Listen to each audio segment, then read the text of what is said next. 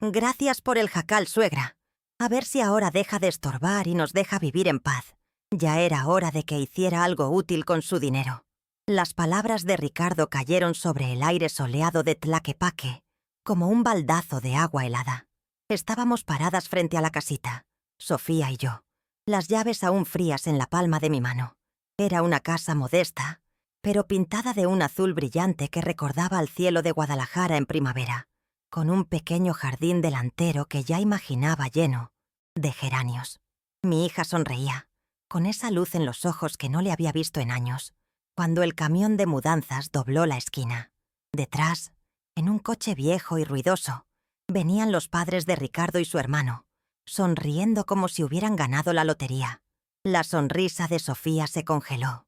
Y la mía, bueno, la mía se escondió tan adentro que dudé que volvieras a encontrarla. Ricardo se bajó del asiento del copiloto, con esa arrogancia que siempre le había caracterizado, y lanzó su veneno, sellando el destino de ese día. Sentí el impacto no en mis oídos, sino en mi pecho. Fue una sensación física, aguda, como si una piedra de río, lisa y pesada, se hubiera alojado justo debajo de mis costillas, impidiéndome respirar. El sol de la tarde seguía calentando mi piel, pero por dentro un frío glacial comenzó a trepar por mi espina dorsal. Miré a Ricardo, a su familia que ya comenzaba a dar órdenes a los de la mudanza, y luego a mi hija, Sofía, que bajó la mirada, incapaz de sostenerme la vista. Ella, mi niña, por quien había cosido hasta que mis dedos sangraron, se quedó callada. En ese silencio cómplice, entendí que la humillación no venía solo de él, sino de la inacción de ella. Apreté discretamente el bolso contra mi costado, el cuero gastado, un ancla en la tormenta que se desataba en mi interior. No dije nada, solo respiré, hondo y lento, contando los segundos para que el temblor de mis manos no se hiciera visible. El caos se apoderó de lo que un instante antes era un sueño. La familia de Ricardo invadió el pequeño jardín, sus voces ásperas y sus risas estridentes profanando la paz del lugar. «¡Pongan el sofá grande junto a la ventana!», gritaba su madre, mientras su padre señalaba el pequeño patio trasero, planeando dónde poner una parrilla para sus carnes asadas de domingo. Trataban la casa no como un regalo, sino como un territorio conquistado. Yo permanecía inmóvil en la acera, una espectadora invisible de mi propia deshonra. Veía cómo bajaban cajas llenas de sus pertenencias, cómo el hermano de Ricardo medía una pared con los brazos, discutiendo sobre dónde cabría una televisión enorme. Sofía, mi Sofía, era arrastrada de un lado a otro por su marido, quien le daba palmadas en la espalda como si fuera su cómplice en una gran estafa. Su rostro era una máscara de confusión y vergüenza, pero no articuló ni una sola palabra de protesta. Mi mente, en un acto de autodefensa, se refugió en el pasado. Vi mis manos, ahora manchadas por la edad, pero antes jóvenes y ágiles, deslizando la aguja a través de sedas y brocados en mi pequeño taller de Guadalajara. Recordé el olor a tela nueva y el zumbido constante de mi máquina de coser, mi compañera en las largas noches de vigilia. Cada puntada, cada vestido de alta costura entregado a las damas ricas de Zapopan era un peso más en la alcancía para la educación de Sofía, para su futuro, para esta casa. Esta casa no era solo cemento y ladrillos, era el tejido de mi vida, el resultado tangible de cada hora de sueño perdida, de cada fiesta familiar a la que no asistí, de cada gusto personal que me negué. Era mi testamento de amor, un santuario que ahora estaba siendo profanado por la codicia y el desprecio más absoluto. Me di la vuelta lentamente. No había nada más que ver allí. El sueño se había convertido en una pesadilla grotesca y yo no tenía intención de participar en ella. Mientras caminaba por la calle tranquila, dejando atrás el ruido y la humillación, una calma extraña, casi antinatural, se asentó sobre mí. No era resignación, era algo distinto, algo más frío y mucho más fuerte. Era la certeza silenciosa de que la última palabra no había sido dicha. Ricardo, en su arrogancia, había confundido mi paciencia con debilidad. Había pisoteado mi sacrificio creyendo que no tendría consecuencias. Pero una madre que ha luchado toda su vida por su hija tiene una reserva de fuerza que los hombres como él no pueden ni empezar a comprender. Y yo estaba a punto de enseñarle esa lección. El plan ya comenzaba a tejerse en mi mente, con la misma precisión con la que una vez tejí los hilos de un vestido de novia. Aquella noche, el silencio de mi pequeño apartamento en el centro de Guadalajara se sentía más denso que de costumbre. Era un contraste brutal con el escándalo que había dejado atrás en Tlaquepaque. Aquí, cada objeto tenía su lugar, cada recuerdo su rincón. La vieja máquina de coser, cubierta con una funda de tela que yo misma bordé, parecía observarme desde su esquina como una vieja amiga. Me preparé un té de manzanilla, mis manos moviéndose con la lenta familiaridad de la rutina, pero el calor de la taza no lograba llegar a mis huesos. Me senté en mi sillón de siempre, el que tiene la forma de mi cuerpo gastada en la tela, y me quedé mirando por la ventana. Las luces de la ciudad parpadeaban a lo lejos, millones de vidas ajenas a la mía, cada una con sus propias batallas silenciosas. La mía acababa de declararse, y yo necesitaba entender el terreno antes de dar el siguiente paso. La humillación es una ladrona. No solo te roba la alegría del momento, sino que se infiltra en tus recuerdos y trata de mancharlos también.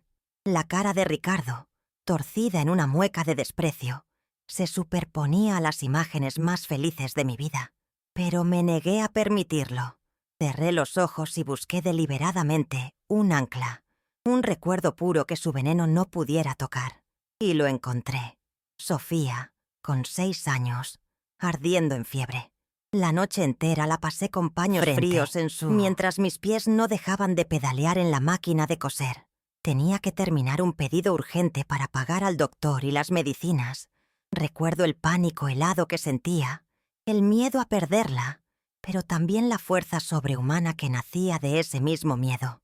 Al amanecer, la fiebre había bajado y el vestido estaba terminado.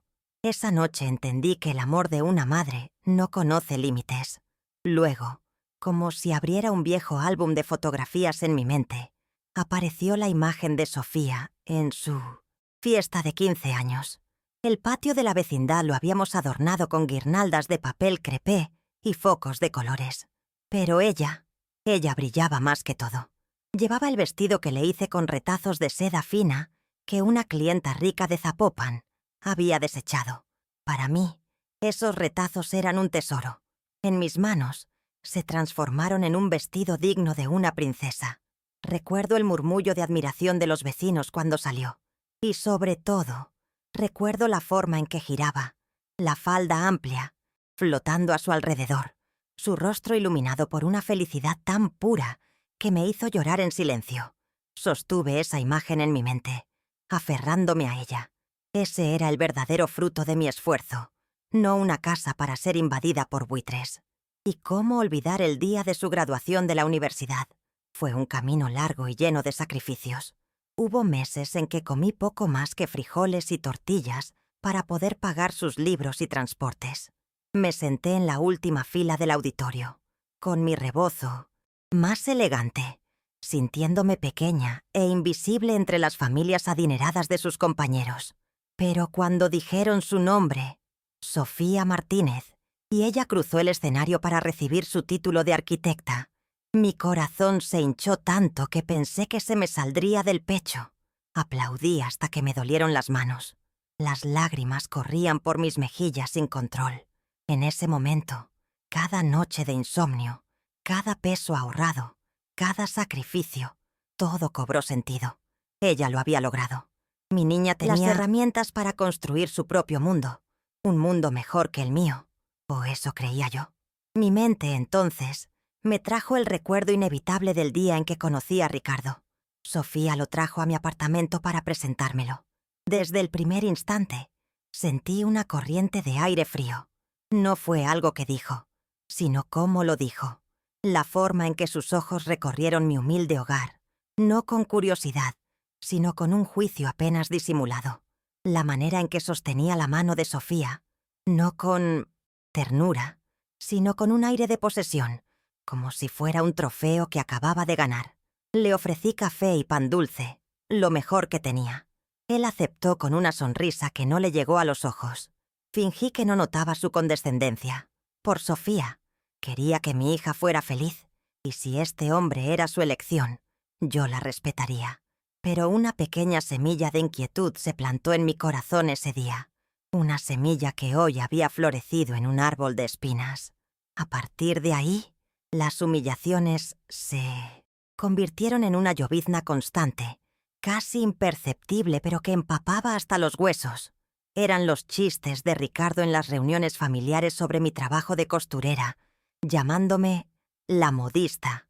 Eran los préstamos de dinero que pedía con la promesa de devolverlos el próximo mes, un mes que nunca llegaba. Era la forma en que Sofía, poco a poco, comenzó a justificar su comportamiento, a distanciarse de mis llamadas, a visitarme cada vez menos. «Anda muy ocupado, mamá. No lo tomes a mal, él es así», me decía. Yo veía cómo la luz de mi hija se iba opacando, cómo su voluntad se doblegaba ante la de él. Soporté todo en silencio, creyendo que era el precio de su paz, de su matrimonio. Me equivoqué. Estaba pagando por su jaula. La palabra que Ricardo usó, jacal, retumbaba en el silencio de mi sala. Un jacal, una choza. Así llamaba él al hogar que yo había comprado con la esencia misma de mi vida. No era una simple casa. Era la materialización de mi amor, el símbolo de mi victoria silenciosa contra la pobreza y la viudez. Y él, con una sola palabra, había intentado reducirlo a nada, a un estorbo, igual que me consideraba a mí. Sentí una tristeza profunda, un dolor que no era agudo como el de la mañana, sino sordo y pesado. Era el luto por la ilusión de que mi hija había encontrado a un buen hombre. Era el luto por la mujer fuerte e independiente que esperaba que ella fuera. Lloré, no por la humillación, sino por ella. Lloré por la niña del vestido de seda y la joven del título universitario. Pero a medida que las lágrimas se secaban, algo más comenzó a surgir de las profundidades de mi ser. No era ira, no era un deseo de venganza. Era algo mucho más claro y sereno. Era dignidad. La misma dignidad que me había hecho sostener la cabeza en alto cuando las señoras de Zapopan me pagaban, a veces con displicencia. La misma dignidad que me hizo trabajar honestamente toda mi vida, sin deberle nada a nadie. Esa dignidad que había permitido que pisotearan por el supuesto bien de mi hija, ahora se levantaba y decía, «Basta». Era como si una llama, que había estado ardiendo a fuego muy bajo durante años, de repente recibiera un soplo de aire y se elevara, alta y brillante. No iba a destruir a nadie. Iba a restaurar el orden. Iba a reclamar lo que era mío. En ese instante, la imagen del abogado don Julio vino a mi mente con una claridad absoluta. Un viejo cliente, un hombre sabio y justo para quien hice varios trajes a medida, hace años. Recuerdo nuestra última conversación, cuando le conté mis planes de comprar la casa para Sofía. Él me escuchó pacientemente y luego me dio un consejo que en su momento me pareció una exageración. «Elena», me dijo con su voz grave, «en este mundo, protéjase siempre. La buena fe debe ir acompañada de un buen papel. Ponga la propiedad a su nombre, siempre a su nombre. Puede dejar que su hija viva ahí toda la vida, pero el control, la última palabra, debe ser suya». En ese momento, asentí por respeto. Entendí la profundidad de su sabiduría. Ahora sus palabras eran un faro en mi oscuridad. El plan comenzó a formarse, no con malicia, sino con una lógica impecable. Cada pieza encajaba en su lugar. Cada paso era claro y necesario. Ya no había dudas ni vacilaciones. Sabía exactamente lo que tenía que hacer, a quién llamar y qué decir. Me levanté del sillón, la taza de té ya fría sobre la mesita. Fui a mi ropero y saqué la pequeña caja de metal donde guardaba mis documentos importantes. Ahí estaba, doblado cuidadosamente, el contrato preliminar de la casa y el recibo del banco donde se encontraba la escritura original, segura en una caja de seguridad a mi nombre. La miré por un largo rato.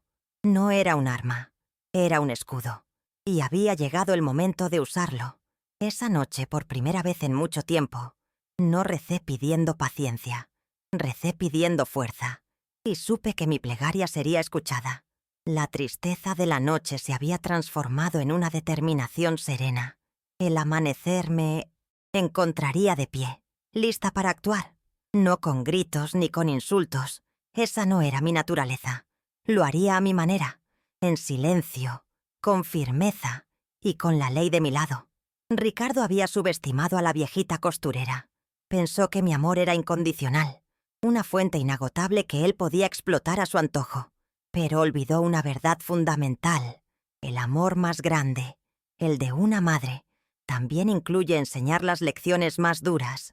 Y la lección que estaba a punto de impartir sería sobre el respeto, la gratitud y las consecuencias de despertar la fuerza silenciosa de una mujer que ya no tiene nada que perder y toda su dignidad por recuperar.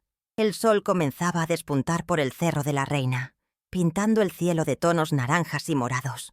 Observé el amanecer desde mi ventana, sintiendo una extraña paz. El dolor seguía ahí, en un rincón de mi alma, pero ya no era el protagonista. Ahora era solo el combustible. Me movía por mi apartamento con un propósito renovado. Preparé mi café. Me vestí con mi mejor ropa, un traje sastre de falda y saco que yo misma había confeccionado años atrás. Me miré al espejo. Vi las arrugas alrededor de mis ojos, el mapa de mi vida. Pero también vi una chispa en mi mirada que no había visto en años. Era la mirada de la joven que enfrentó la viudez, la madre que luchó por su hija, la mujer que, a sus 72 años, estaba a punto de librar su batalla más importante. Y la iba a ganar. Mi hija, Sofía. Su imagen volvía a mí una y otra vez. ¿Cómo pude permitir que las cosas llegaran a este punto? En mi afán de protegerla, de darle todo. ¿Acaso la dejé indefensa? Le enseñé a recibir, pero no a defender. El dolor por su pasividad era casi mayor que la ofensa de Ricardo. Él era un extraño, un oportunista. Pero ella era mi sangre. Su silencio en la acera había sido una traición tácita, una daga que se clavó más hondo que las palabras de su esposo. Sin embargo, incluso en mi resolución, sabía que parte de mi plan debía incluir una puerta abierta para ella. Tenía que darle la oportunidad de elegir, de despertar de su letargo y ver al hombre con el que se había casado por lo que realmente era. La lección no era solo para Ricardo, era para ella también. Recordé la sensación del dinero en mis manos cuando finalmente reuní lo suficiente para el enganche de la casa. Cada billete arrugado, cada moneda, representaba horas de mi vida. No era solo dinero, era tiempo, era vista, era salud, era el sudor de mi frente, cristalizado en papel. Y lo había entregado con tanta alegría, con tanta ilusión. La idea de que la familia de Ricardo ahora durmiera bajo ese techo, un techo pagado con mi esencia, me revolvía el estómago. Pero no dejé que la ira me cegara. La ira es ruidosa y torpe. La justicia, en cambio, es silenciosa, metódica y precisa. Y yo me había convertido en su instrumento. Cada paso que daría a partir de ahora sería medido, calculado y ejecutado con la precisión de un corte de tijera sobre la seda, más fina. Me acerqué al teléfono. Mis dedos no temblaban al marcar el número de la oficina de don Julio. Sabía que era temprano, pero también sabía que él, como yo, era de los que madrugan. El teléfono sonó un par de veces antes de que su secretaria contestara. Le expliqué con voz calmada quién era y que necesitaba hablar con el licenciado urgentemente. No le di detalles. Solo le dije que se trataba de la propiedad en Tlaquepaque. La mujer, que me recordaba de mis visitas a la oficina, me aseguró que le daría el mensaje en cuanto llegara. Colgué el teléfono y me sentí un paso más cerca. El primer hilo de mi plan estaba puesto. Ahora solo tenía que seguir tejiendo, con la paciencia que solo una costurera puede tener. No había vuelta atrás. La decisión estaba tomada, firme como una roca. Ya no era Elena, la madre abnegada, la suegra complaciente. Era Elena, la propietaria, la matriarca, la mujer que había construido un legado y que no iba a permitir que nadie lo convirtiera en cenizas. Miré mi reflejo una última vez antes de salir de casa. La mujer que me devolvía la mirada parecía más alta, más fuerte.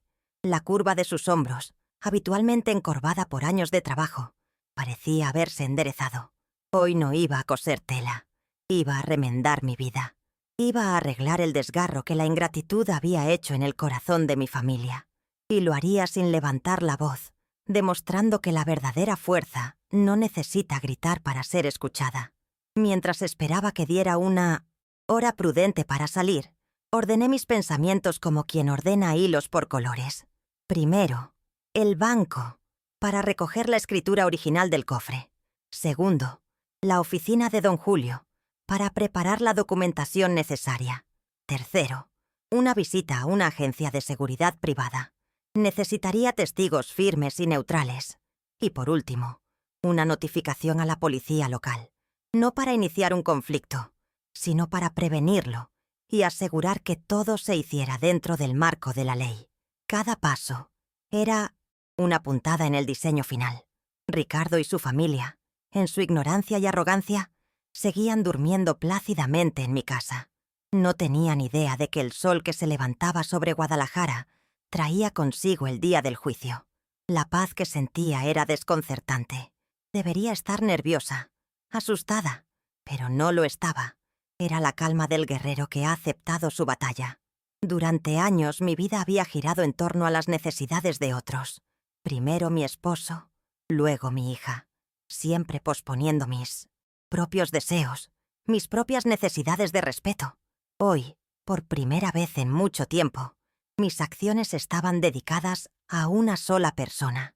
A mí, a la mujer que merecía envejecer en paz, en un lugar que ella misma había ganado, rodeada de respeto y no de desprecio. La casa de Tlaquepaque ya no era un regalo para Sofía. Se había convertido en mi bastión, en mi declaración de independencia, y estaba lista para reclamarla.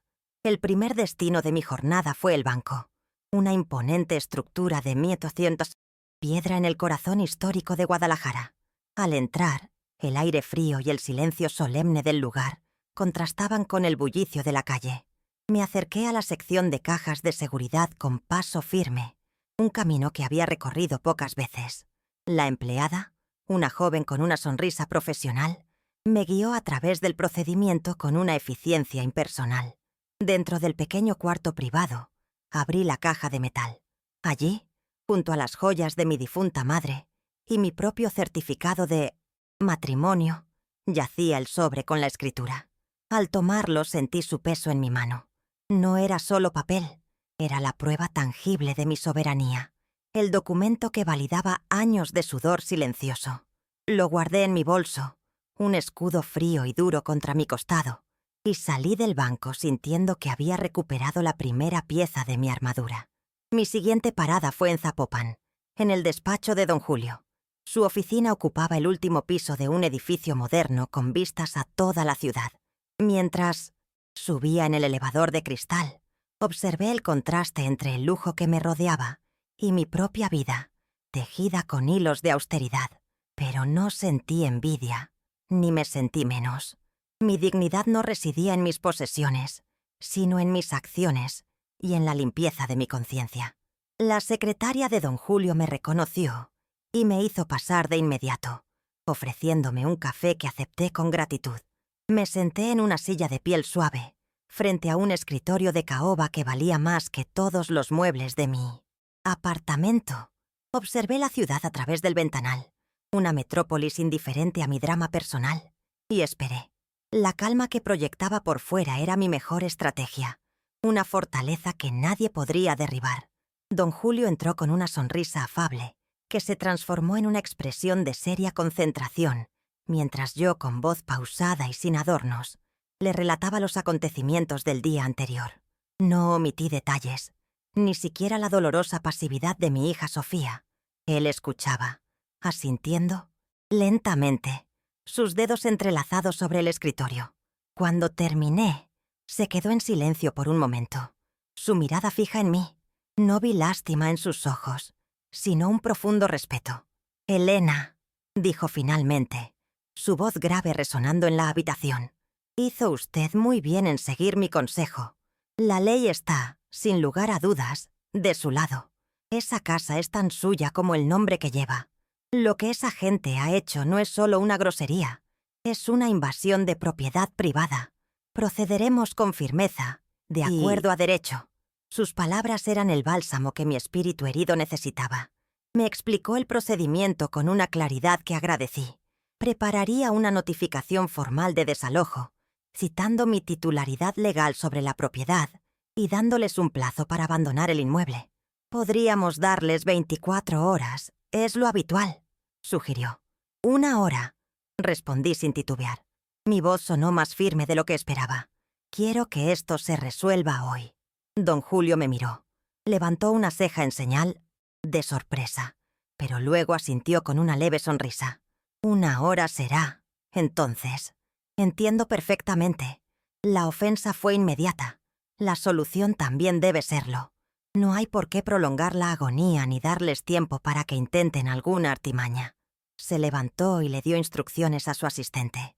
Mientras ellos redactaban los documentos, yo sentía cómo el peso en mi pecho comenzaba a aligerarse, reemplazado por una sensación de control que creía haber perdido para siempre.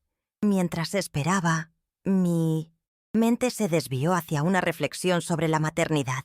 Siempre creí que ser madre significaba dar sin medida, sacrificarse sin esperar nada a cambio. Y lo hice. Le di a Sofía mi tiempo, mi energía, mi vida entera. Pero ahora me daba cuenta de que mi concepto estaba incompleto. Ser madre también significa enseñar, establecer límites, preparar a tus hijos para el mundo real. Un mundo donde las acciones tienen consecuencias. Al permitir que Ricardo me pisoteara y que Sofía lo consintiera, no la estaba protegiendo, la estaba debilitando, la estaba convirtiendo en una espectadora pasiva de la injusticia. Esta acción, este desalojo doloroso, no era solo para recuperar mi casa. Era la lección más dura y necesaria que jamás le daría a mi hija. La lección sobre el autorrespeto. Me imaginaba la escena en la casa de Tlaquepaque en ese preciso instante. Ricardo seguramente se habría levantado tarde, pavoneándose por la casa como si fuera el rey de un palacio, quizás quejándose de que no había nada de su agrado para desayunar. Vería a Sofía, mi pobre Sofía, tratando de complacerlo, de poner orden en el caos de cajas y muebles ajenos, su rostro seguramente marcado por la ansiedad y la culpa. La imaginaba mirando el teléfono, debatiendo si llamarme o no. Esa imagen, en lugar de debilitarme, reforzaba mi determinación. Ellos estaban viviendo en una fantasía construida sobre mi humillación. Pero el mundo real, con sus escrituras notariadas y sus consecuencias legales, estaba a punto de tocar a la puerta con una fuerza que no podrían ignorar. Justo en ese momento mi celular vibró en mi bolso. Era un mensaje de texto de Sofía. Lo abrí con el corazón encogido. «Mamá, ¿dónde estás? Ricardo quiere saber si vas a traer algo para la comida. Su mamá quiere hacer chilaquiles». La audacia, el descaro de la pregunta, me dejó sin aliento por un segundo. No pedían perdón. No preguntaban cómo estaba yo después de la ofensa. Asumían que mi rol de sirvienta continuaba, que mi propósito era facilitarles la vida, incluso después de haberme tratado como un estorbo. Leí el mensaje 1, 2, 3 veces. Luego, apagué la pantalla sin responder. Cada palabra de ese texto era un clavo más en el ataúd de mi antigua paciencia. La decisión era más correcta que nunca. No habría chilaquiles. Habría justicia. Don Julio regresó con los documentos en un folder. «Aquí tiene, Elena, la notificación de desalojo y una copia certificada de la escritura. Con esto, nadie puede cuestionar su autoridad. Siguiente paso. Le recomiendo contratar a 2 agentes de seguridad privada, no para usar la fuerza, sino para que actúen como testigos y para disuadir cualquier comportamiento agresivo. Su presencia impone respeto y orden». Asentí, agradecida por su previsión. Sabía que Ricardo era un cobarde en el fondo, pero su arrogancia podía volverlo impredecible cuando se viera acorralado. La presencia de profesionales garantizaría que mi plan se ejecutara sin violencia, con la misma calma y dignidad con la que lo había concebido. Era una inversión en mi propia paz. Salí del despacho de don Julio y me dirigí a una agencia de seguridad recomendada por él, ubicada en una calle discreta del mismo Zapopan. El lugar era sobrio y profesional. Un hombre corpulento, con el porte de un exmilitar, me atendió personalmente. Le expliqué la situación de manera concisa y directa. Era la propietaria legítima de un inmueble. Había sido ocupado sin mi permiso por familiares y necesitaba una escolta para entregar una notificación de desalojo y supervisar que se cumpliera pacíficamente. No mostré emoción, solo hechos. El hombre me escuchó con atención, sin interrumpir. Cuando terminé, simplemente dijo: «Entiendo, señora. Quiere una extracción limpia y sin altercados. Consideré lo hecho. Mis hombres son discretos y profesionales. Estarán en la dirección que nos indique a la hora señalada». Su profesionalismo fue un alivio. Mi último paso del plan me llevó de regreso a Tlaquepaque, no a la casa, sino a la comandancia de la Policía Municipal. Este era quizás el paso más importante para mí, porque demostraba mi intención. No estaba actuando fuera de la ley, sino amparada por ella. Le pedí hablar con el oficial de guardia y, con la misma serenidad, le informé de la situación. Le mostré las copias de la escritura y de la orden de desalojo que el abogado había preparado. «No vengo a pedir que los saquen», le aclaré. «Vengo a informar que ejecutaré un desalojo civil en mi propiedad a las 4 de la tarde. Contaré con seguridad privada. Mi única petición es, si es posible, que una patrulla pueda estar visible en la calle para disuadir cualquier intento de alterar el orden público». El oficial, un hombre mayor con ojos cansados, revisó los papeles y asintió. «No se preocupe, señora. Haremos una ronda por su calle a esa hora». Con todas las piezas en su lugar, regresé a mi apartamento. El sol ya estaba alto en el cielo. Me senté en mi sillón y por primera vez en 24 horas sentí que podía respirar profundamente. El plan estaba en marcha, una maquinaria silenciosa y precisa que yo había puesto a funcionar. Ya no había nada más que hacer, solo esperar a que el reloj marcara las 4 de la tarde. Miré mis manos, las manos de una costurera, manos que habían creado belleza y confort para otros, manos que habían cuidado y protegido. Ahora, estas mismas manos habían tejido una red legal e inquebrantable para protegerse a sí mismas. Había una extraña poesía en ello. El amor, la ley y la dignidad, entrelazados en un diseño que nadie podría deshacer. El tiempo de espera no fue ansioso. Fue un tiempo de reflexión tranquila. Pensé en el concepto de hogar. Para Ricardo y su familia, un hogar era simplemente un techo, un lugar del que apropiarse. Para mí, un hogar era un santuario, un espacio construido con amor y respeto. La casa azul de Tlaquepaque, aunque comprada para mi hija, se había convertido en el campo de batalla por esa definición. Al reclamarla, no solo estaba recuperando un bien material, estaba defendiendo el significado mismo de la palabra hogar. Estaba declarando que un lugar sagrado no puede ser habitado por quienes no lo honran. Y esa era una verdad que valía la pena defender, sin importar el costo emocional que pudiera tener. A las 3 de la tarde comí una manzana lentamente. El hambre era una sensación lejana, opacada por la magnitud del momento que se avecinaba. Me cambié de ropa, eligiendo un vestido sencillo, pero elegante, de un color oscuro y sobrio. Quería presentarme no como una víctima, sino como la autoridad que era. Cada acción era deliberada. Peiné mi cabello cano, recogiéndolo en un moño pulcro.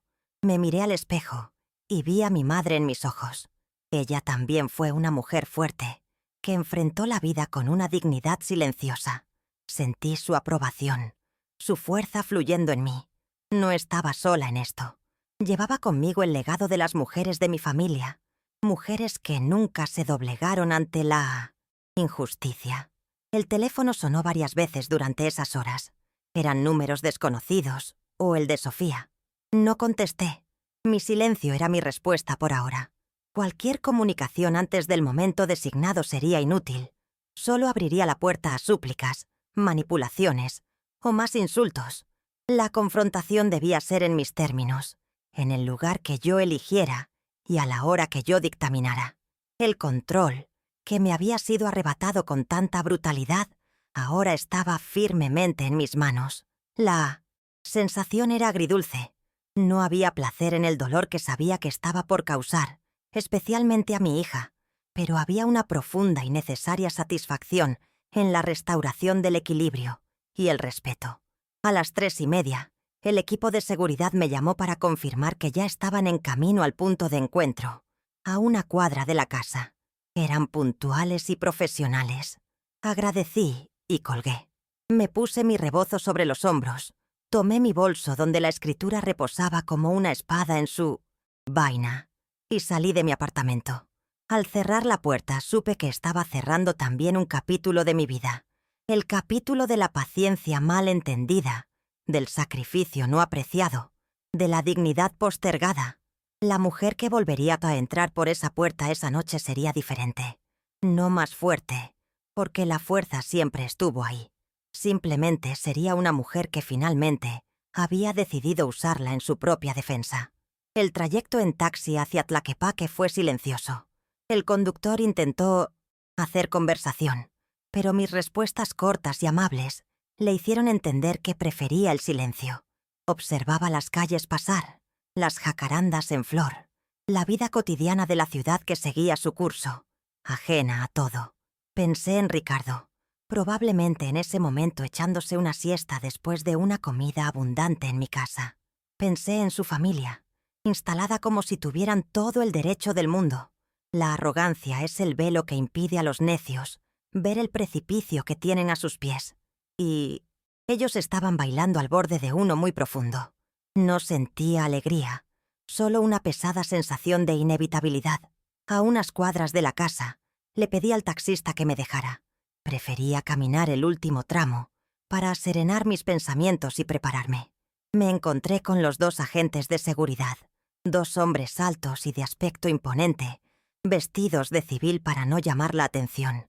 Me saludaron con un respetuoso «Buenas tardes, señora Elena». Su calma me tranquilizó aún más.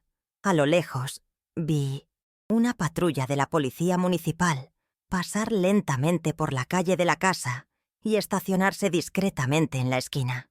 Todas las piezas estaban en su lugar. El escenario estaba listo. Era hora de que la función comenzara. Caminé hacia la Casa Azul. El sol de la tarde le daba un brillo especial. Se veía hermosa, pacífica, pero yo sabía que la paz era solo una fachada que cubría una fea realidad.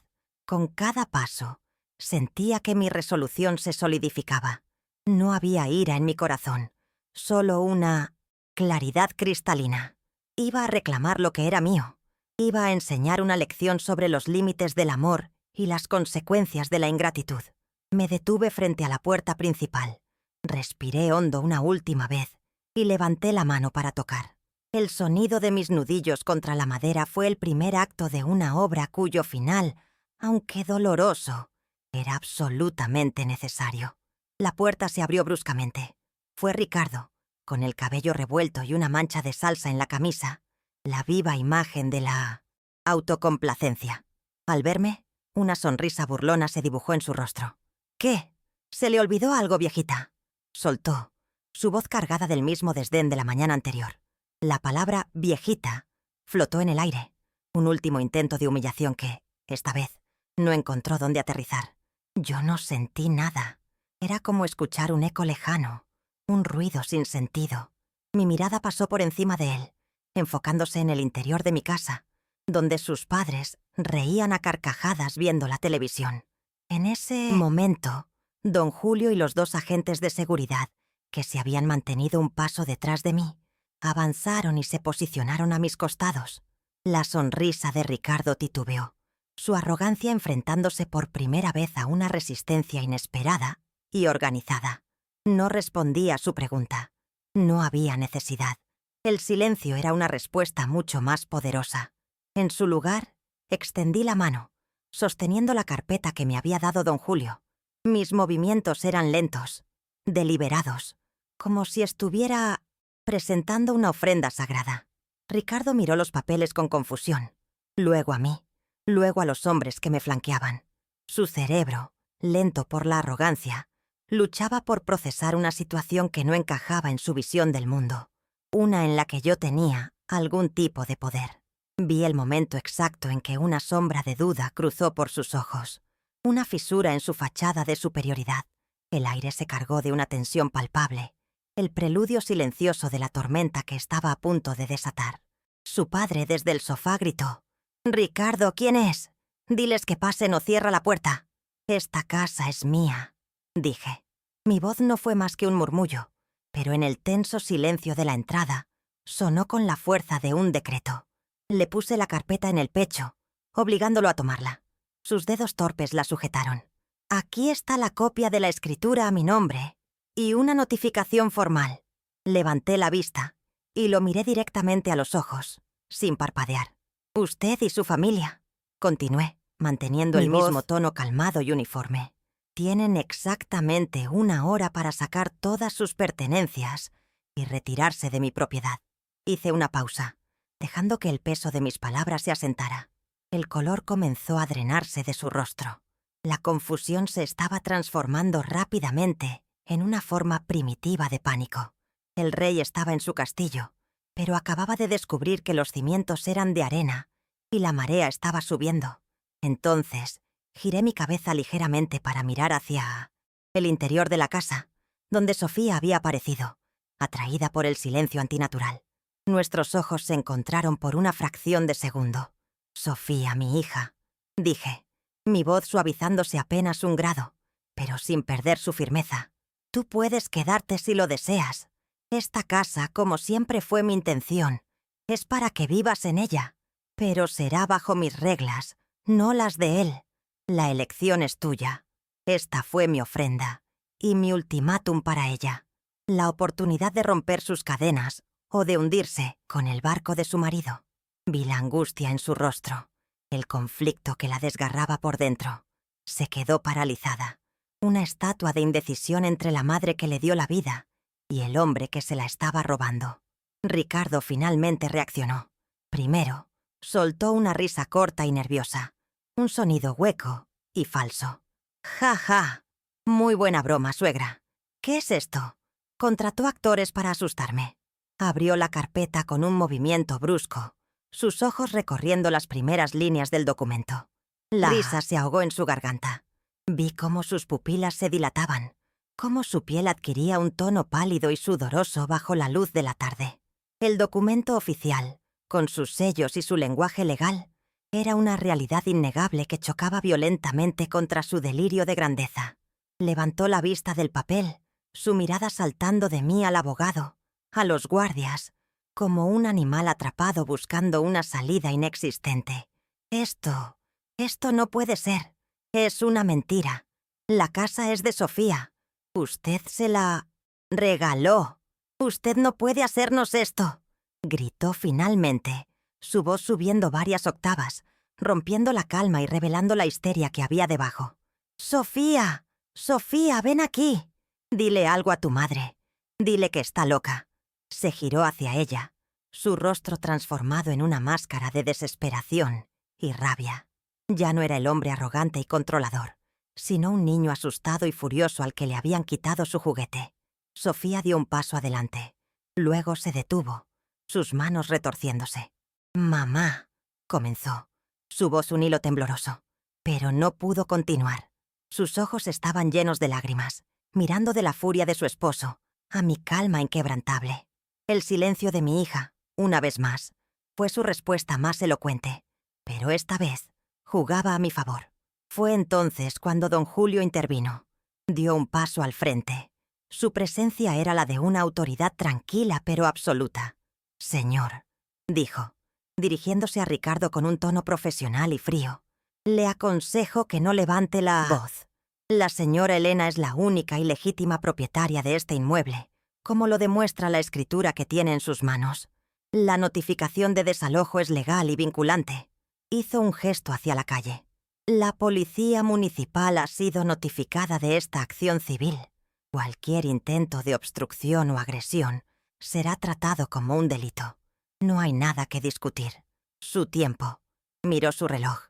Comenzó a correr hace 5 minutos. Le sugiero que lo aproveche sabiamente. Cada palabra del abogado era un clavo que sellaba el ataúd de la arrogancia de Ricardo. Los padres de Ricardo, alertados por los gritos, aparecieron en la puerta. Su madre llevaba un delantal y su padre una cerveza en la mano. «¿Qué pasa? ¿Por qué tanto escándalo?», preguntó ella, su voz teñida de irritación. Luego vio la escena. Yo, de pie y serena. El abogado, impasible. Los 2 hombres corpulentos, inmóviles. Su mirada se posó en la cara descompuesta de su hijo. «¿Ricardo? ¿Qué es esto?». Él solo pudo balbucear, mostrándole los papeles con una mano temblorosa. Leí en los rostros de sus padres la misma secuencia de emociones que había visto en él. Confusión, incredulidad y luego el lento y horrible amanecer de la comprensión. La mujer a la que habían despreciado, la viejita que era solo una fuente de dinero, acababa de dar un jaque mate. El hermano de Ricardo también se unió al grupo, y por un momento, la pequeña entrada de la casa se llenó de sus rostros pálidos y atónitos. La humillación era total y, lo más importante, pública. Algunos vecinos, atraídos por la escena inusual de un abogado y guardias de seguridad frente a la casa nueva, comenzaban a asomarse discretamente desde sus ventanas y jardines. El murmullo de su derrota sería el chisme del barrio durante semanas. La familia de Ricardo, que había llegado como conquistadora, ahora estaba expuesta como un grupo de parásitos oportunistas, atrapados en el acto. Su arrogancia se desvaneció, reemplazada por la cruda y vergonzosa realidad de su situación. No tenían a dónde ir. La casa de sus sueños se había convertido en una trampa. Ricardo me lanzó una última mirada de odio puro, una mirada impotente que ya no me afectaba en lo más mínimo. Luego, con un grito de rabia frustrada, se dio la vuelta y entró a la casa, comenzando a dar órdenes a su familia con una voz temblorosa. «Muevan todo. Rápido. Saquen las cosas». La escena se volvió caótica. Escuché el sonido de cajas siendo arrastradas, de muebles golpeando contra las paredes. Era el sonido de un desalojo, el sonido de la justicia siendo ejecutada. Yo no me moví. Permanecí en el umbral, una guardiana silenciosa de mi propiedad, observando cómo desmantelaban su breve e ilegítimo reinado. No sentía placer, no sentía triunfo. Solo sentía la fría y pesada satisfacción de haber restaurado el orden. Sofía se quedó llorando en silencio junto a la puerta, sin ayudarles, pero sin venir hacia mí. Estaba en el purgatorio. Su indecisión era su castigo. Le di su espacio. No la presionaría. La elección que tomara ahora definiría el resto de su vida, y debía ser enteramente suya. Ver a la familia de su esposo, a esas personas que sin duda la habían animado a explotarme, ahora luchando frenéticamente para empacar sus pertenencias bajo la mirada vigilante de los guardias, debía ser una lección más poderosa que cualquier palabra que yo pudiera decir. La realidad, a veces, es la maestra más cruel, pero también la más efectiva. Observé cómo el padre de Smeasternerdos, Ricardo, el hombre que planeaba sus carnes asadas en mi patio, sacaba a rastras la parrilla nueva que seguramente había comprado con mi dinero. Su rostro estaba rojo de esfuerzo y vergüenza. La madre, que se había apropiado de mi cocina, ahora metía ollas y sartenes en cajas de cartón con una furia impotente. El hermano, que había medido las paredes para su televisión, ahora la desconectaba con manos torpes. El castillo de naipes se había derrumbado con un solo soplo, el soplo de una mujer que decidió que ya había tenido suficiente. La inversión del poder era completa. Ya no era la suegra invisible, el cajero automático. Era la dueña, era la ley, el camión de la mudanza, que había llegado por la mañana como un carruaje triunfal. Ahora se sentía como un carro fúnebre. Los trabajadores, que habían descargado todo con tanta alegría, ahora volvían a cargarlo con una confusión evidente, probablemente sin entender el drama familiar que estaban presenciando. Los muebles, que habían parecido tan grandiosos al entrar en la casa vacía, ahora parecían tristes y vulgares al ser expuestos de nuevo a la luz del día, cargados de prisa y con rabia. Era un espectáculo lamentable, una tragedia autoinfligida. Y yo fui la directora silenciosa, la autora del guión que ellos mismos habían comenzado a escribir con su crueldad. Finalmente, cuando el tiempo estaba por cumplirse, Ricardo pasó junto a mí por última vez para subir al camión. No me miró. Su rostro estaba cerrado, sus ojos fijos en el suelo. La arrogancia había sido reemplazada por una humillación tan profunda que era palpable. Subió al camión y cerró la puerta de un portazo. El motor arrancó, y el vehículo se alejó lentamente por la calle, llevándose consigo a toda su familia y su codicia. Observé hasta que dobló la esquina y desapareció. El silencio que quedó después fue el más dulce y pacífico que había escuchado en mucho tiempo. La casa azul, mi casa, finalmente estaba en paz. Solo quedábamos Sofía, llorando en el umbral, y yo. El motor del camión se desvaneció en la distancia, dejando un silencio tan profundo que casi podía oír el latido de mi propio corazón. El sol de la tarde bañaba la calle vacía, y el único sonido era el llanto ahogado de Sofía, que seguía de pie en el umbral, una figura rota en el marco de la puerta. Di un paso adelante y crucé el umbral por primera vez como la dueña indiscutible de ese espacio. El interior era un desastre. Cajas vacías, envoltorios de comida rápida sobre la encimera, un vaso de agua volcado en el suelo de madera. Eran las cicatrices de una invasión breve pero violenta. No sentí ira, sino una profunda melancolía. Me acerqué a Sofía y puse una mano en su hombro. Ella se estremeció, pero no se apartó. «Se han ido», le dije suavemente. No era una declaración de victoria, sino un simple hecho. Ella finalmente levantó la vista, su rostro hinchado y rojo por el llanto. «¿Por qué, mamá? ¿Por qué tuviste que hacerlo así?» Su pregunta, cargada de dolor y confusión, flotó entre nosotras. Me dolió escuchar el reproche en su voz, pero lo entendí. Su mundo se había derrumbado en menos de una hora. «Porque no me dieron otra opción, hija», respondí, mi voz firme pero sin rastro de enojo. «Te di un hogar, y tu esposo lo convirtió en un botín para su familia, y me humilló en el proceso. Y tú, con tu silencio, se lo permitiste. A veces, el amor no consiste en soportar, sino en detener el daño». La miré con toda la seriedad que pude reunir. «Mi oferta es tu casa, pero no puedes vivir aquí con un hombre que me desprecia y te anula». El peso de la elección la abrumaba. Era evidente en la forma en que sus hombros se encorvaban. Estaba atrapada entre el hábito de su matrimonio y la dura verdad que yo le presentaba. Sabía que no podía tomar una decisión tan monumental en ese estado. Saqué mi monedero del bolso y le extendí unos billetes. «Toma», le dije. «Ve a un hotel esta noche. Llama a una amiga. Date un espacio para pensar con claridad, lejos de él y lejos de mí. Come algo caliente. Descansa. Mañana, o cuando estés lista, podremos hablar. Pero necesitas pensar en qué clase de vida quieres para ti. No la que Ricardo quiere, ni siquiera la que yo quiero. La tuya». Ella miró el dinero, luego a mí, y las lágrimas volvieron a brotar. Lo tomó sin decir palabra, y con un último sollozo, salió de la casa, dejándome sola en medio del caos. Esa primera noche en la casa fue extraña. Los dos agentes de seguridad se despidieron, respetuosamente después de una última revisión, y don Julio me llamó para asegurarse de que todo estaba en orden, antes de desearme paz. La paz era una palabra tan simple, pero ahora entendía que tenía un costo muy alto. No había muebles, salvo una silla de jardín que los de la mudanza habían olvidado. La arrastré hasta el centro de la sala vacía y me senté. El eco de mis movimientos resonaba en las paredes desnudas. En lugar de sentirme sola, sentí una inmensa sensación de posesión. Cada rincón, silencioso, cada centímetro de suelo polvoriento, era mío. Mío para limpiar, mío para llenar, mío para proteger. Era el lienzo en blanco más hermoso que jamás había tenido. Al día siguiente comencé el ritual de purificación. Abrí todas las ventanas para que la brisa de Guadalajara se llevara los últimos vestigios de su presencia. Con una cubeta de agua y un trapo, empecé a limpiar.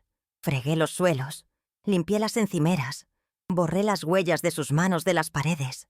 Cada movimiento era metódico, casi ceremonial. No era solo limpieza física. Estaba lavando la energía de la codicia y la falta de respeto. Estaba reclamando mi espacio con el trabajo de mis propias manos, de la misma manera que lo había comprado. Mientras limpiaba, sentía que también estaba ordenando mi propia alma, barriendo los restos de la herida y dejando espacio para que creciera algo nuevo y sano. Poco a poco, la casa comenzó a reflejarme. En lugar de comprar muebles caros y ostentosos, busqué piezas de segunda mano en los mercados de Tonalá. Encontré una pequeña mesa de madera maciza, sillas que lijé y pinté yo misma, un sofá cómodo y sin pretensiones.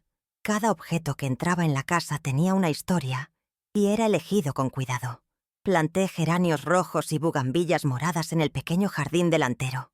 Verlas florecer bajo el sol me llenaba de una alegría simple y profunda. Mi hogar no era un palacio, pero era un santuario. Un lugar donde la paz no era una ausencia de ruido, sino una presencia tangible, una cualidad del aire que se respiraba. No busqué noticias de Ricardo, pero llegaron a mí de todos modos. Una prima lejana me llamó, supuestamente para felicitarme por la casa nueva, pero en realidad para saciar su curiosidad. Me contó que la familia entera de Ricardo estaba hacinada en el pequeño apartamento de sus padres. La humillación había sido pública y devastadora para su ego. Al parecer, la noticia de cómo una viejita indefensa lo había puesto en su lugar se había extendido por su círculo social como la pólvora. Escuché la historia sin decir una palabra, sin mostrar satisfacción. No había alegría en su caída, solo la confirmación de una triste ley de la vida.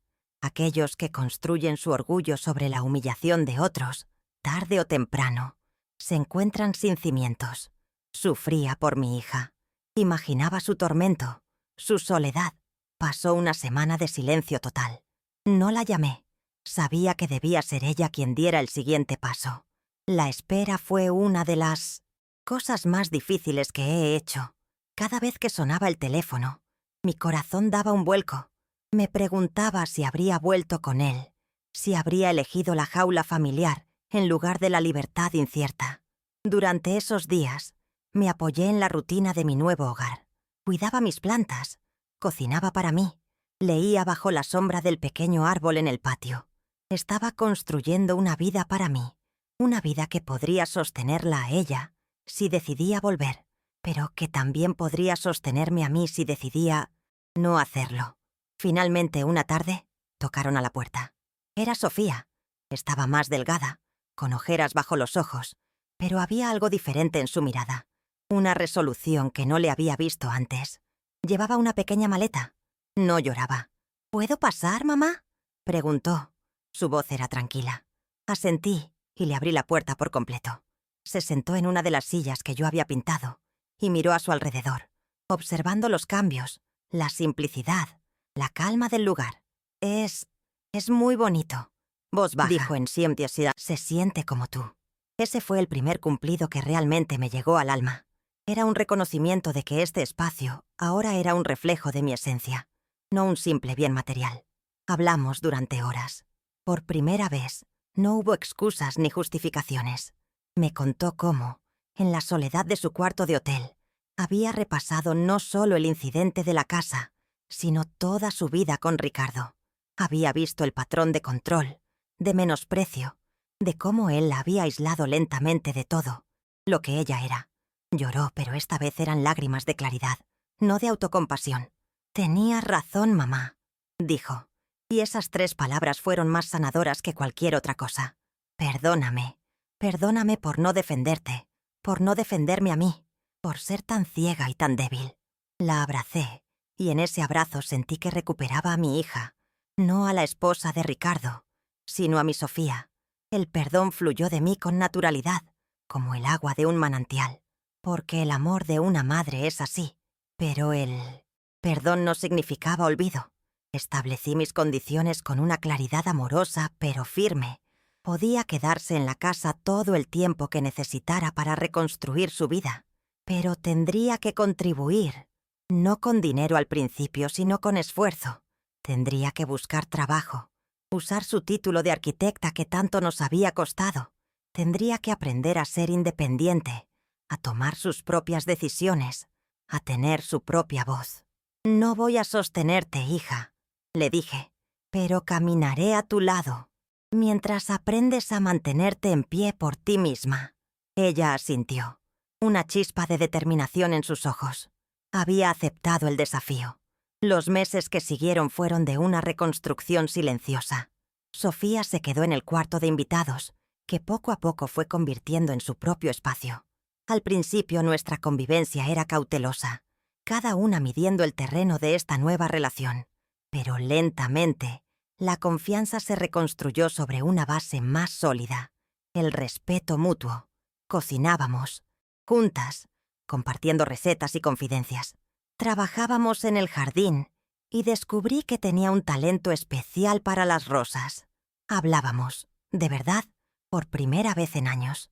La escuché hablar de sus sueños, de los proyectos que quería diseñar, sueños que Ricardo siempre había ridiculizado. Estaba viendo a mi hija florecer, liberada del peso que la oprimía. Sofía comenzó a buscar trabajo. Fue difícil. Su confianza estaba por los suelos después de años de ser menospreciada. La acompañé a comprar ropa para las entrevistas. Le ayudé a preparar su portafolio. No hice el trabajo por ella, pero le ofrecí mi apoyo incondicional. Hubo rechazos y hubo lágrimas, pero cada no la hacía más fuerte.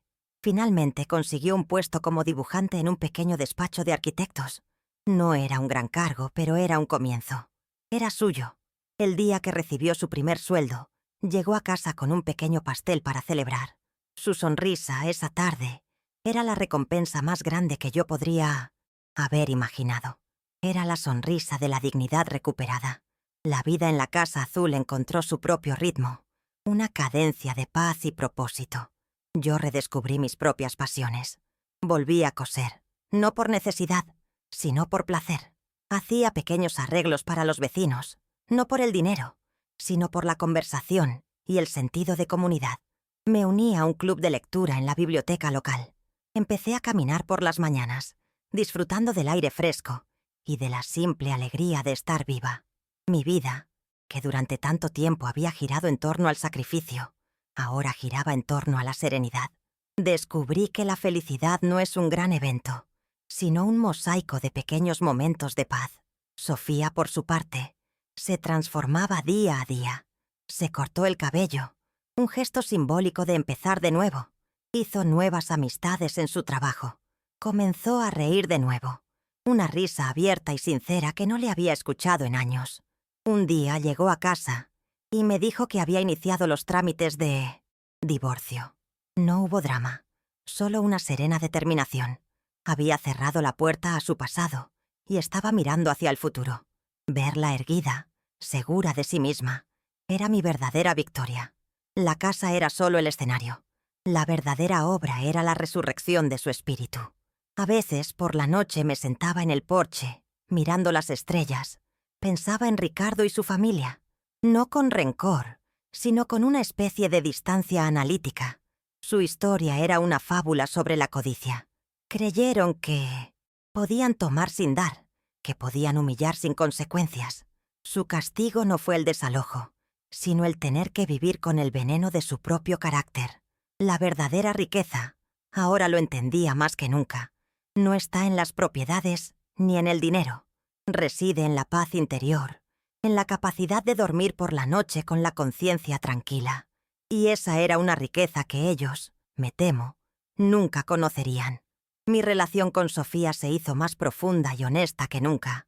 Ya no era la madre, sobreprotectora, y ella la hija dependiente. Éramos dos mujeres adultas, compartiendo un hogar y un respeto mutuo. Aprendí a darle consejos solo cuando me los pedía, y ella aprendió a valorar mi experiencia sin sentirse controlada. Nos convertimos en confidentes, en aliadas. Sanamos las heridas del pasado no ignorándolas, sino hablándolas, entendiéndolas y perdonándolas. El vínculo que forjamos en esa casita azul fue mucho más fuerte que el que nos había unido durante toda la vida. porque estaba tejido con los hilos del respeto. Un año después del desalojo, Sofía me anunció que había ahorrado lo suficiente para alquilar su propio apartamento, más cerca de su trabajo. Sentí una punzada de tristeza ante la idea de que se fuera, pero una ola mucho más grande de orgullo la ahogó. Era la prueba final de su independencia.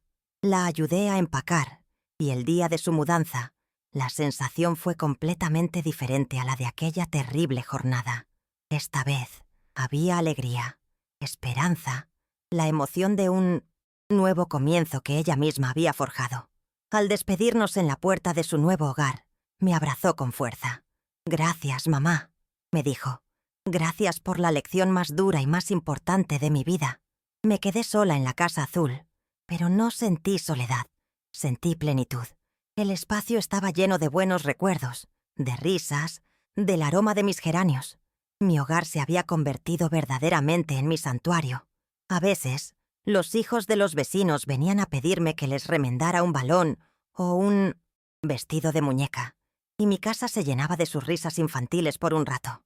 Me convertí en doña Elena, la vecina amable del jardín bonito, la mujer de la mirada serena. Mi historia, que había comenzado con una humillación, había encontrado una resolución pacífica. Había aprendido que la dignidad es un jardín. Si no lo cuidas, las malas hierbas de la falta de respeto lo invaden. Comprendí que el legado que dejamos no son las cosas materiales. Mi legado no era la casa, sino la lección que contenía. Era la demostración de que la fuerza silenciosa puede mover montañas.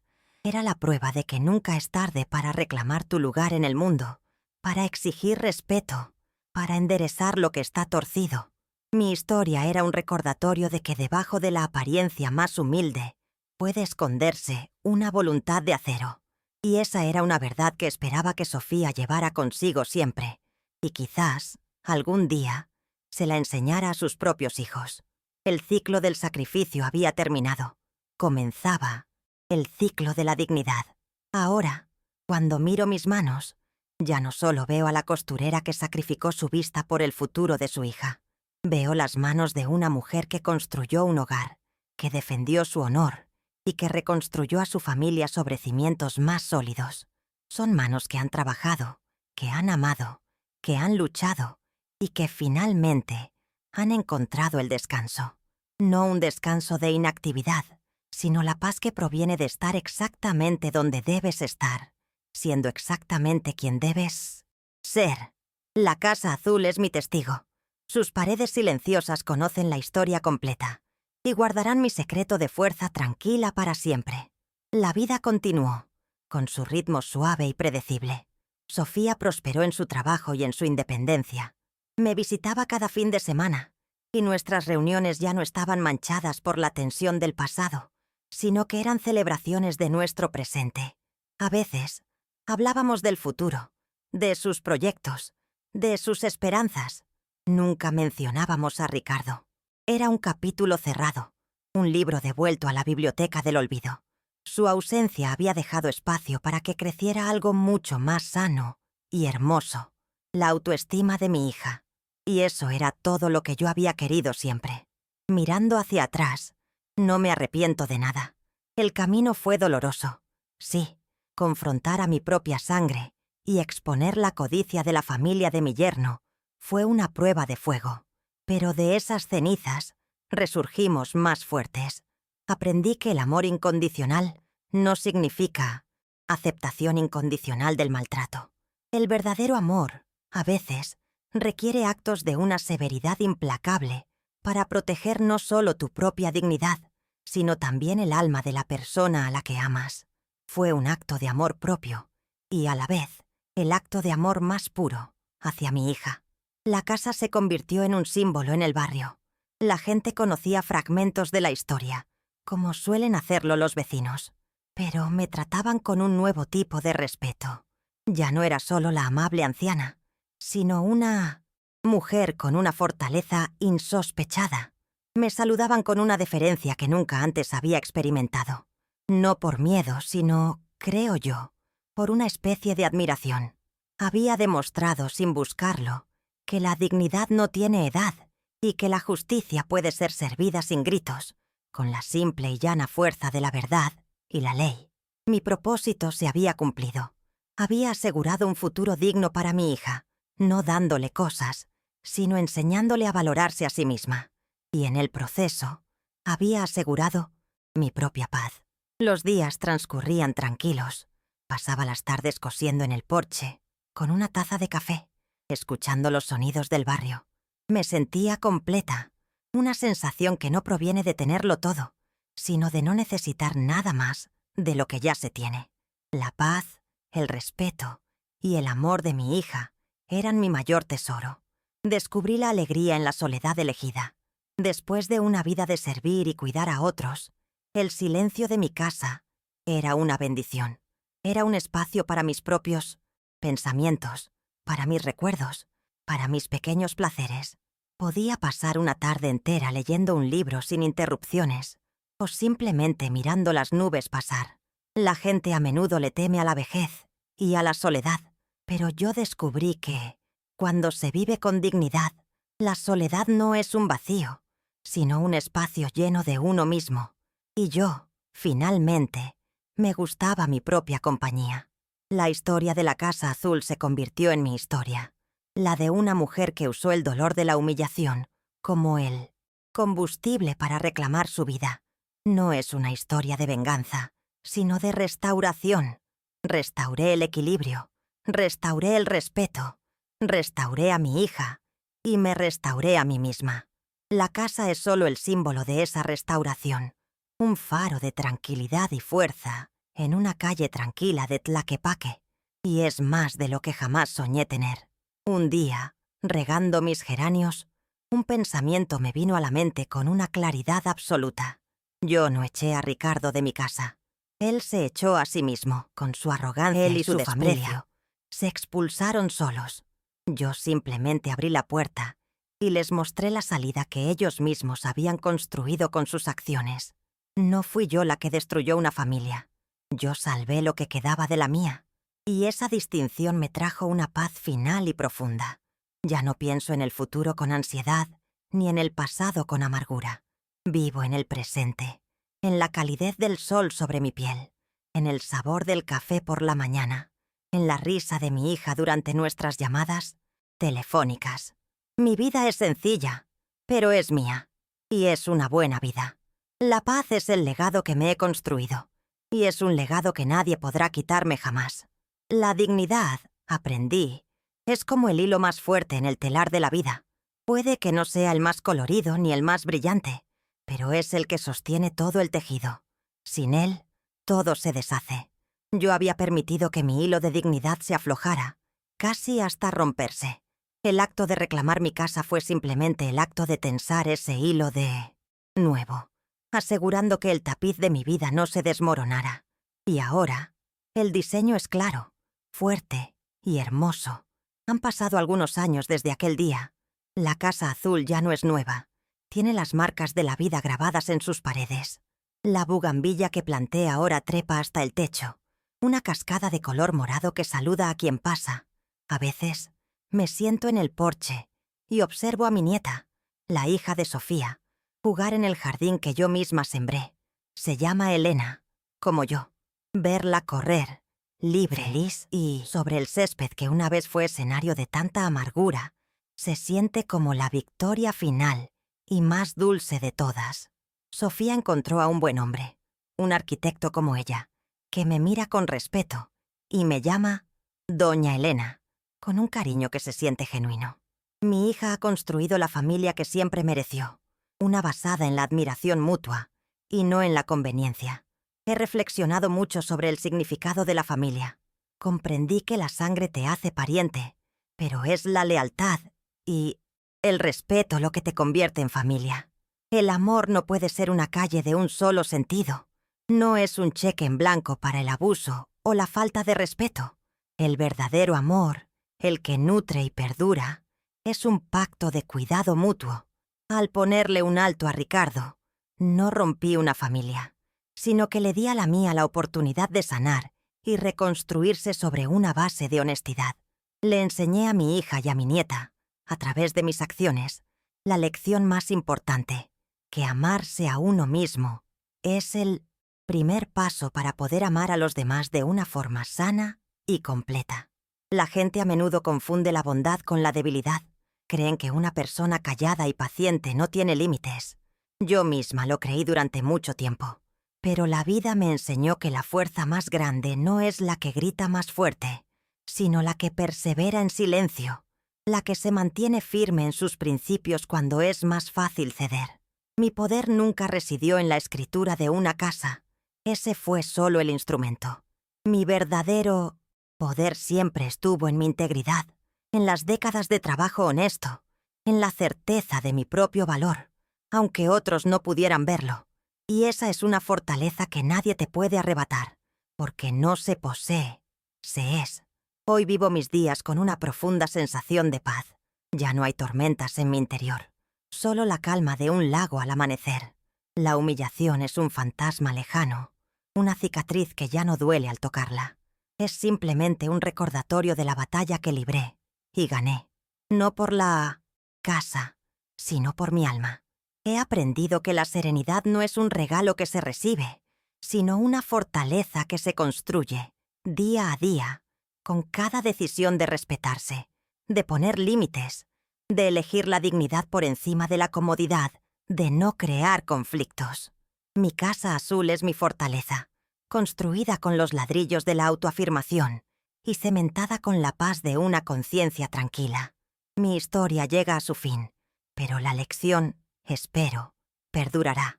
Es una lección para todos aquellos que alguna vez se han sentido invisibles, menospreciados o dados por sentado.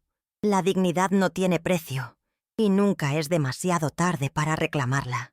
No importa la edad que tengas ni cuán débiles parezcan tus fuerzas. Dentro de cada uno de nosotros hay una reserva de fortaleza esperando a ser convocada. Mi legado no es esta casa de paredes azules y jardín florido. Mi verdadero legado es esta verdad. El respeto no se ruega, se exige. Y a veces hay que hacerlo sin levantar la voz, simplemente mostrando la escritura de tu propia alma y declarando con una calma inquebrantable: esta vida es mía.